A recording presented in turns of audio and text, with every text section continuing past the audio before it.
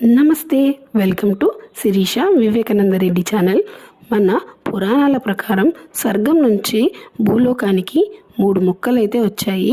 ఆ 3 మొక్కల్లో ఒక మొక్క ఈ పారిజాతం మొక్క. ఈ పారిజాతం మొక్కకి మన పురాణాల్లో ఎన్నో కథలు అయితే ఉన్నాయి. సీతాదేవి అరణ్యవాసానికి వెళ్ళినప్పుడు ఈ పువ్వులని హారంగా చేసుకొని తను జ్యువెలరీ లాగా వేసుకునేదట. అండ్ ఈ చెట్టుని మనం తాకినప్పుడు మనకు ఏదైనా స్ట్రెస్ ఉంటే అది తగ్గిపోతుంది అని ఒక నమ్మకం. అండ్ ఈ పువ్వులకి ఆకులకి ఎన్నో హెల్త్ బెనిఫిట్స్ అయితే ఉన్నాయి.